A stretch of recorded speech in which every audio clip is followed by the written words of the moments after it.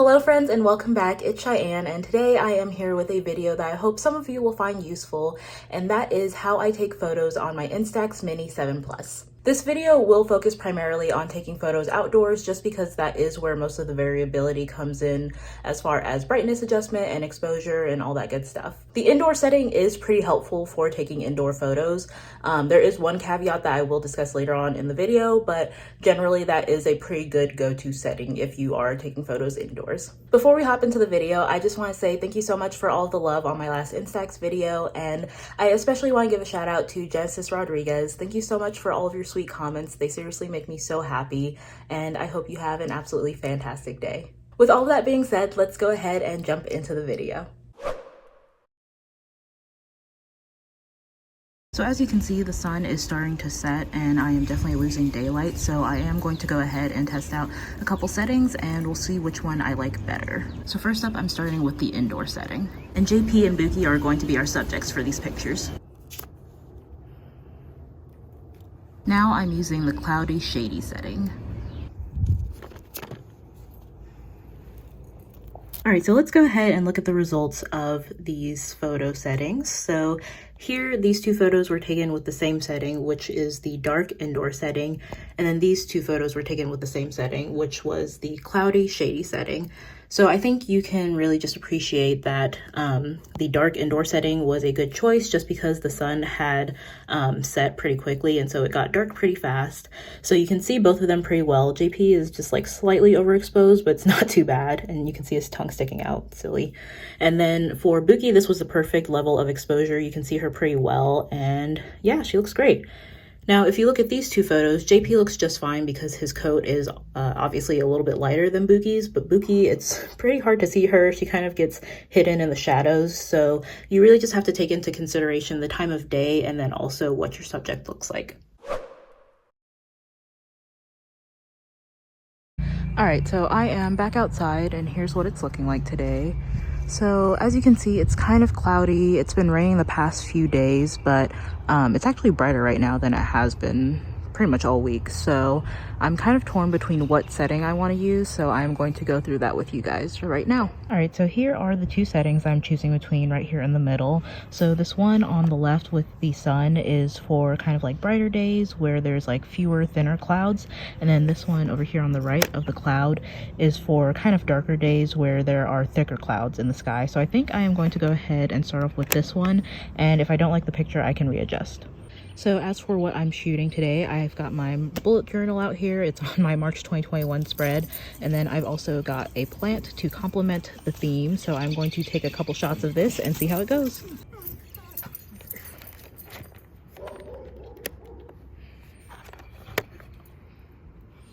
All right, so now I just need to go ahead and let this photo develop and we'll see what it looks like. All right, so looking now at these two photos, this one here on the left is the one that I took with the fine setting, so kind of like bright conditions with like a few clouds in the sky. And then this one is the photo that I took with the cloudy shady setting. So obviously you can see a pretty big difference in the level of exposure. I think I might prefer the fine setting for this one simply because you can see the details of my photo a little bit better. You can almost make out the words too. The leaves are just a little bit underexposed, but honestly, it's not really a big deal just because that's not the main subject of the picture. If you come over here, I do like how bright it is, but a lot of the details get washed out, but you can see the leaves a little bit better. So at this point, it's kind of up to personal preference for those days where it might be like a little bit cloudy. It's not completely super rainy, but you still want to take a picture outside. So just go ahead and take that into consideration. At this point, it's kind of up to personal preference. All right, friends, I am outside once again. As you can see, it is incredibly bright. So I am testing out one last set, I guess, of exposure settings on this camera. So I'm going to try out the super clear bright setting and then compare that to just like the fine clear setting and see what the difference is. As you can see, it is a beautiful, clear, bright, sunny day. So we are going to go ahead and try out another pair of settings on the camera and we'll see how it goes. For prop purposes, I have this cute little copper mug. It's literally just tonic water and ice in there, and then a lemon for decorative purposes. But this is going to be my subject for the first set of photos. All right, so here's our setting. It's just this fence, and I figure, you know, switch it up a little bit and I'll just take a picture on the picnic table because it's kind of gross and boring anyway. So let's see how this goes. So first I am going to be taking pictures with this setting on the far left, so the clear setting, and then I'm going to switch it over to the one right next to it, which is the fine setting. All right, so there's a camera, got my first shot, and it is starting to develop right now. So I'm going to go ahead and use the other setting and we'll see how it turns out. So now I'm going to be using the fine setting. All right, so here's the first photo. It's not quite done developing yet, but it's looking pretty good, honestly. So we will let this one develop and see how they compare. All right, so lastly, for our outside photos, I figured I would try and take a selfie. My hair is kind of, you know, doing its own thing, but here's the fit. Got this jacket from H&M and just got a white t-shirt underneath. And yeah, I mean, you're probably tired of seeing me take pictures of random objects, so I figured taking a picture of myself might be a little bit more helpful. All right, so once again, I am starting with the brightest, sunniest exposure setting, and then I'll move to the one right next to it. Okay, so looking now at these photos, I think you can kind of appreciate the difference in exposure. So these photos over here on the left, I took them with the clear, bright setting. So that's what they look like.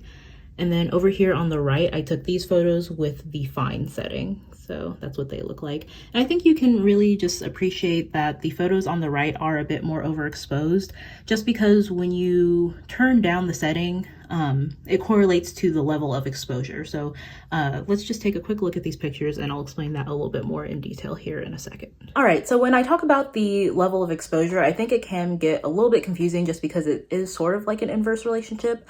So for example, if you are looking at the indoor dark setting, it's going to give you the highest level of exposure because it's assuming that your surroundings are dark and that you need more light in order for you to be able to see your subject.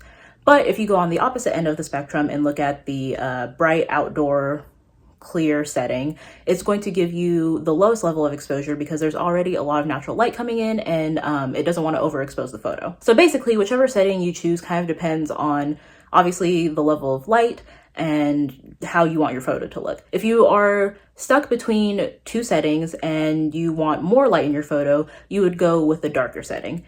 If you want less light in your photo, you would go with the brighter setting. So let's just say, let's take the indoor setting and compare that to the cloudy, shady setting.